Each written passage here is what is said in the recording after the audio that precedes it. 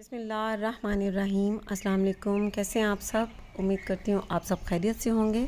आज मैं आपसे बहुत ही खूबसूरत समर प्लांट के बारे में बात करने वाली हूँ और बहुत सारे फूल देने वाले प्लांट के बारे में बात करने वाली हूँ। ये बहुत खूबसूरत प्लांट है, इसका नाम है लेंटाना। इससे कैसे फूल लिए जाते हैं और किस तरह से इसकी केयर की जाती है, इस बारे में भी बात करूँगी। इस प्लांट के काफ़ी कलर हैं, yellow, red, white, orange, pink.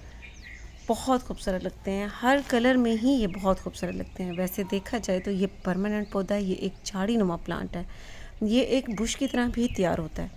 अगर इस प्लांट की टाइम टू टाइम कटिंग करते रहें तो ये एक छोटे ट्री की तरह ग्रो करता है, बहुत खूबसूरत लगता है। और अगर इसकी मेन स्टेम जो होती है उसको सीधा रखें तो ये ट्री बिल्कुल बोनसाई की तरह भी ग्रो कर सकते हैं। ये बहुत हार्डी प्लांट भी नहीं है, इसको कहा जाता है लेकिन है नहीं, क्योंकि जून जुलाई की जब सख्त गर्मी पड़ती है तो ये मरने लगता है। इसलिए मैं पहले भी दो लाई थी, तो शदीद गर्मी की वजह से यहाँ पर, क्योंकि हमारे यहाँ शदीद गर्मी होती है, तो वो नहीं चल सका। फिर मुझे दोबारा लाना पड़ा और फिर उसकी केयर की और उसकी समझ आई कि इसे किस तरह से रखना है। इस प्लांट को ऐसी जगह रखना चाहिए जहाँ इसे 4 से 5 घंटे की धूप लगे और ये सारा साल फूल देता है। जिन एरिया में बहुत ज़्यादा सर्दी नहीं पड़ती वहाँ तो ये बहुत ज़्यादा फूल देता है, और जहाँ बहुत ज़्यादा सर्दी हो तो ये फूल नहीं देता। इस पौधे को मट्टी जो है, इस पौधे की जो मट्टी है वो वेल ड्रेन्ड इसे चाहिए होती है। जैसा कि हमेशा मैं प्लांट की वीडियो पर आपको बताती हूँ कि एक हिस्सा खाद, एक हिस्सा रेत और एक हिस्सा मट्टी चाहिए होती है। लेकिन अगर गमले में लगाएं तो फिर इस तरह से मट्टी, खाद और रेत को मिक्स करके लगाना पड़ता है, क्योंकि बहुत ख्याल रखना पड़ता है। लेकिन ये देखें, ये जिस तरह मैं आपको दिखा रही हूँ, ये ज़मीन पर लगाया हुआ है और बिल्कुल छोड़ दिया ज़मीन पर लगा कर। ये एक बहुत बड़ी झाड़ी बन चुकी है, इसने काफ़ी सारी ज़मीन का हिस्सा घेरा हुआ है। ये मुसलसल आगे बढ़ती जाती है अगर इसकी कटिंग ना करें, इसको शेप ना दें। लेकिन मैं आपको बता दूं कि मैंने जो घर पर लगाए हुए हैं तो मैंने गमलों में लगाए हुए हैं, और उनकी मट्टी को मैंने इसी तरह से ही बनाया हुआ है कि एक हिस्सा मट्टी, एक हिस्सा रेत और एक हिस्सा खाद डालकर। क्योंकि जब गमलों में लगाते हैं तो उनकी काफ़ी केयर करनी पड़ती है, क्योंकि लेंटाना एक ऐसा प्लांट है, इसको मॉइस्ट मिट्टी चाहिए होती है। इसकी मिट्टी अगर मॉइस्ट रहे तो ये फ्लावर बहुत ज़्यादा देता है और बहुत खूबसूरत लगते हैं। अगर आप इसे चिकनी मिट्टी में लगा देंगे तो ये फ्लावरिंग बहुत ज़्यादा नहीं कर पाएगा, यानी अगर गमले में आप चिकनी मिट्टी डालें तो। वैसे तो ज़मीन में आप कहीं भी लगा दें तो ये बहुत ज़्यादा ग्रोथ करता है। तो ये अपनी ग्रोथ को मैं बता रही थी नहीं बढ़ाएगा अगर आप चिकनी मिट्टी गमले में डालकर इसको बनाएंगे तो। इसकी अपनी रूट्स जो होती हैं उसको डेवलप करने के लिए इसे सॉफ्ट सॉइल चाहिए होती है। बात करें इसके पॉट की तो इसके पॉट का साइज़, बहुत छोटे पॉट में इसे मत लगाएं, क्योंकि इसकी रूट जो हैं वो बहुत जल्दी ग्रो होती हैं। तो इस पौधे को तकरीबन हर साल ही इसकी रिपोर्टिंग करनी पड़ती है, इसलिए इसे कभी भी छोटे से गमले में ट्रांसफ़र मत करें। इसके लिए कम से कम 14 इंच का गमला होना चाहिए, उसमें ट्रांसफ़र करें। और थोड़ा सा बड़ा हो जाता है तो फिर 14 इंच से भी बड़े गमले में से ट्रांसफ़र करें। टाइम टू टाइम इसकी कटिंग करते रहें। ये बहुत खूबसूरत सा छोटा सा दरख्त तैयार हो जाता है। अब आ जाते हैं इसके फर्टिलाइज़र की तरफ। तो फर्टिलाइज़र का आपको बता दूँ कि इसके लिए वर्मी कंपोस्ट यूज़ करें, तकरीबन 150 से 200 ग्राम के लगभग। महीने में एक बार इसकी गुडाई करके कंपोस्ट दें, जिससे ये बहुत अच्छी फ्लावरिंग करता है। और 15 से 20 दिन में इसकी फ्लावरिंग की ग्रोथ काफ़ी अच्छी हो जाएगी, यानी बढ़ जाएगी, और ये बहुत ज़्यादा बंचेस की सूरत में फूल देना शुरू कर देगा। इसकी प्रोपोगेशन कैसे करना है, इसका भी बहुत आसान तरीका है।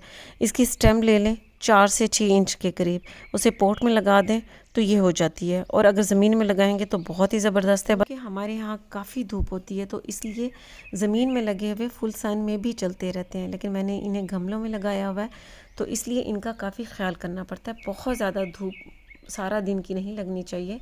ये मैंने 4 कलर लिए हुए हैं, रेड है, खूबसूरत सा रेड और ऑरेंज है, और दूसरा जो है वो पिंक है और बीच में येलो येलो सा मिक्स है। और जो मैंने घर के बैक साइड पे जो मेरा लॉन है उसमें मैंने येलो रखा हुआ है और वहाँ भी रेड और ऑरेंज कलर का है। बहुत खूबसूरत लगते हैं ये, बहुत ज़्यादा प्यारे होते हैं। और अब आ जाते हैं इनकी बीमारियों की तरफ। अगर इस प्लांट को पानी बहुत ज़्यादा दे दें, यानी मुसलसल देते रहें, 2-2 टाइम भर भर कर दें, तो इसकी जड़ें गलने लग जाती हैं। और अगर लाइट भी इसे कम दें, यानी किसी छांव में रख दें जहाँ धूप बहुत कम लगती हो, यानी सिर्फ आधे घंटे की या 1 घंटे की, तो इस पर फंगस लग जाती है। तो इस तरह से इसकी ड्राई कंडीशन हो जाती है। तो इस पर फिर वाइट फ्लाइज पैदा होना शुरू हो जाती हैं। इससे इसके ऊपर ब्लैक कलर के मोल्ड लग जाते हैं। वो भी फंगस हैं, जैसे काले काले स्याह रंग के पाउडर से नज़र आते हैं।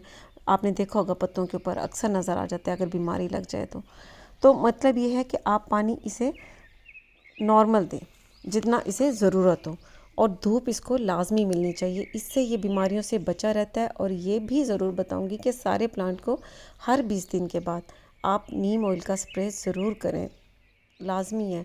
इससे ये होता है कि कोई भी इसे बीमारी वगैरह नहीं लगती। जब आप स्प्रे करेंगे तो पत्तों के नीचे से आप नीचे की साइड पर लाजमी करें, क्योंकि नीचे की साइड पर ही जो कीड़े होते हैं वो पत्ते के हमेशा नीचे वाली साइड पर होते हैं। तो इसलिए आपने जब नीम का स्प्रे करना है तो ऊपर से भी करना है और पत्तियों के नीचे से भी करना है। अब यहाँ पर ये भी बता दूं कि अगर आपने इससे ज़्यादा फूल लेने हैं तो एक और बहुत आसान तरीका है। इसके ऊपर जो फूल होते हैं वो जब मुरझाने लगते हैं तो आपने उसको कटिंग करते रहना है, हाथों से काट दें या फिर आप उसको ट्रिम करते रहें, क्योंकि जितना आप ट्रिम करते रहेंगे इस प्लांट की ग्रोथ अच्छी होती जाएगी। इसलिए इसकी ट्रिमिंग भी इम्पॉर्टेंट है। और जब फरवरी का महीना होता है, मार्च के शुरू में, तो इस प्लांट की प्रूनिंग कर दें, कटिंग कर दें थोड़ी सी, यानी हर ब्रांच इसकी काट दें थोड़ी थोड़ी सी। हर ब्रांच काटने से क्या होगा कि बहुत सारी इसकी ब्रांचेस निकल आएंगी। और बारिशों का बता दूं, जब बारिशें आना शुरू हो जाती हैं तो ये फ्लावरिंग बहुत ज़्यादा करता है। सर्दियों में भी करता है, अगर इसे धूप बहुत अच्छी सी मिल जाए तो फिर ये बहुत ज़्यादा फ्लावरिंग देना शुरू कर देता है। वैसे तो ये गर्मी का पौधा है, गर्मी को पसंद करता है, लेकिन जैसे मैंने आपको पहले बताया कि बहुत ज़्यादा ये गर्मी को पसंद नहीं करता। और अक्सर ये भी कहते हैं कि पानी इसको कम देना चाहिए, लेकिन नहीं, मैंने ये भी देखा है कि पानी इसको गर्मियों में रोज़ाना 2 बार देना पड़ता है, फिर ही ये गर्मियों में चल सकता है।